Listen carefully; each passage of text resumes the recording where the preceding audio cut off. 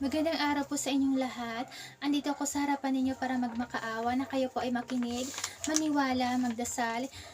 Tapusin po ang panonood ng video na ito, please. Saglit lang po ito, please. Importante po ito. Tapusin ang panonood ng video na ito at ipakalat po ito sa mga tao hanggang sa makarating sa ating mahal na Pangulo. Please, nagmamakaawa po ako. Ginawa ko po ang video na ito para ipaalam sa inyong lahat na 9 na taon ko na pong naririnig ang boses ni Mama Virgin Mary na nagsasalita simula noong October 2014 matapos na makagawa ako ng isang malaki at mabigat na kasalanan noong ako ay 20 anyos. Ang tawag po sa kasalanan na nagawa ko ay highest level of blasphemy. Simula pong makagawa ako ng ganong kasalanan ay araw-araw ko na po siyang naririnig at ilang taon na rin po ako nagbabayad ng kasalanan. Sa araw-araw po ay nagdadasal ako ng rosaryo ng paulit-ulit, ilang taon na po. Ngunit hindi pa rin po na tumitigil si Mama Virgin Mary sa pagsasalita dahil ang gusto niya po ay matutong magdasal ang lahat ng Katolikong Pilipino gamit ang kanyang rosaryo, ang pinakamakapangyarihang kwintas sa buong mundo. Kaya nananawagan po ako sa ating mahal na Pangulo kay Sir Ferdinand Bongbong Marcos na at sa Catholic Bishops Conference of the Philippines sa CBCP na ihanda po ang buong Pilipinas para sa magaganap na religious event sa buong Pilipinas.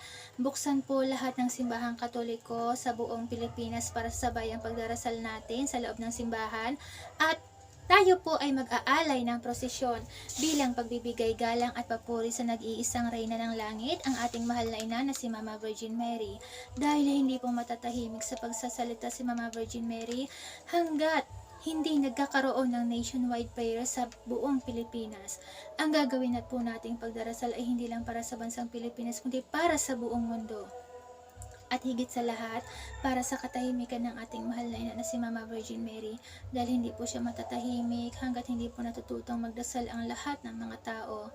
At para po sa hindi pa marunong magrosaryo, marami pong paraan para matuto kayong magrosaryo dahil may naghihintay po sa atin. Naghihintay ang ating mahal na ina na si Mama Virgin Mary na kayo po ay matutong magdasal. Hindi po pwedeng hindi kayo marunong magdasal dahil ang pagdadasal ang pinakamabilis at pinakapormal na paraan para makausap natin ang Panginoong Diyos. Ang pagdadasal ay ang pinakamatibay na sandata laban sa masasama. Kaya nagmamakaawa po ako sa inyo na ipakalat po ang video na ito para sa kaalaman ng ating mahal na Pangulo at para po sa mga kapwa nating Pilipino na hindi Katoliko. Iginagalang ko po kayo kung hindi nyo magagamit ang aming makapangyarihang kwintas, ang rosaryo. Ngunit kayo po ay magkaroon ng pagtitipon-tipon sa inyong puok simbahan at magkaroon po kayo ng prayer meeting. Kung ano po yung ginagawa ninyong dasal sa relihiyon ninyo, yun din po ang gawin ninyo at kayo po ay mag-alay ng awit papuri bilang pagbibigay galang sa ating nag-iisang Diyos at ating tagapagligtas na si Jesus. Ang atin pong gagawin na nationwide prayer ay isang napakagandang regalo dahil ngayon po ay December, birth month ng ating tagapagligtas na si Jesus. Sobrang matutuwa po si Mama Virgin Mary kung magkakaroon pag naganap na ang nationwide prayer sa buong Pilipinas. Ididetalye ko po ang lahat-lahat pagkatapos ng nationwide prayer na magaganap. Nangangako po ako na wala akong itatago na impormasyon. Basta't ididetalye ko po ang lahat-lahat pagkatapos na ng nationwide prayer. Merry Christmas po at maraming salamat po sa inyong lahat. At meron nga po pala akong Facebook at saka Instagram saka TikTok. Pwede niyo rin po yun i-check na hindi po ako gumagawa ng kwento talaga. Diyos na mismo ang gumawa ng paraan para ibulgar ko po ang natatago kong sikreto na 9 years ko na pong naririnig si Mama Virgin Mary na nagsasalita.